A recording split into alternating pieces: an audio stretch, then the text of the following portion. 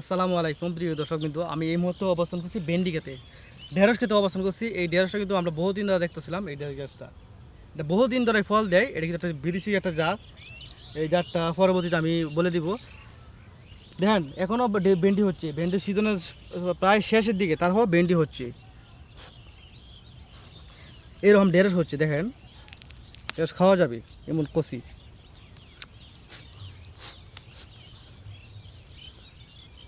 যারা যারা আছেন অবহেলা, যারা বেকার আছেন, তারা যদি এরকম জমি থাকে বিভিন্ন ধরনের ভেন্ডি, বিভিন্ন ধরনের শাকসবজি করে খাবেন। এটি দেশের উন্নতি, আপনার নিজের উন্নতি।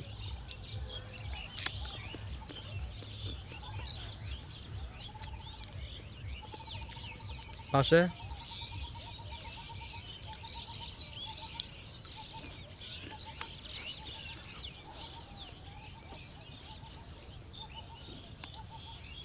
ঘুরা ঘুরা দেয়।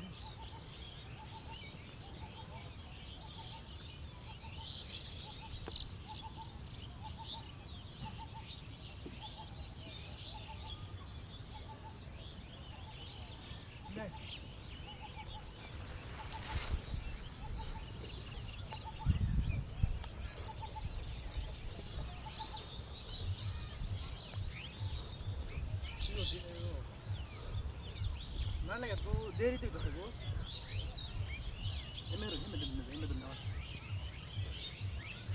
আছে বিতে মেয়ে হবে খেতে দিও, বড় খেতে মাছ আছে।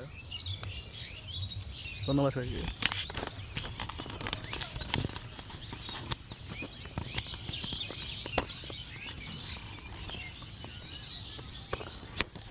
সব না বড় হয়েছে, গামলাটাকে তো ছোট ছোট, তো কয়টা ডাং করিব? এটা কি বড় হইব? বড় হইব না এমনি থাকবো? বড় হতো না, বাচ্চা দিলে একবার উঠালি গাছ যদি খুব ছোট ছোট পাতলা পাতলা, ডাং করিলে পাতলা পাতলা হইব। পাতলা পাতলা নালি তো ভালো। এটা কি বড় বড় রইব নি ঘরে না বাতি হয়ে গাছ? এত ছোট ছোট গাছ যে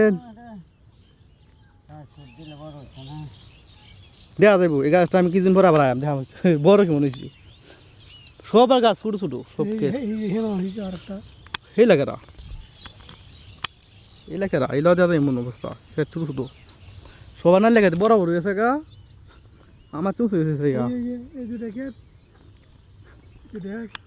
কখন বাচ্চা দিব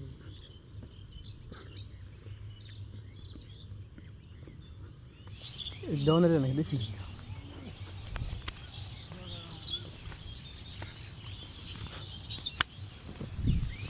এই বেঁধে নেবো নাকি?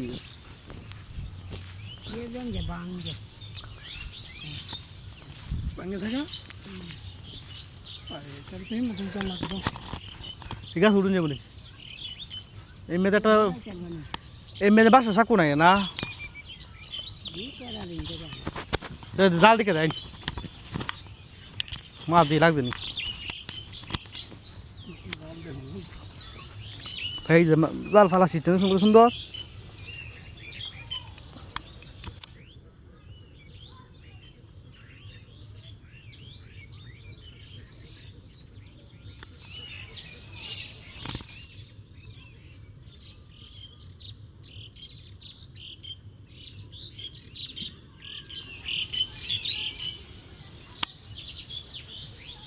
জাল পুষ্টি পারছি বলেন তো। ওকে ধন্যবাদ সবাই।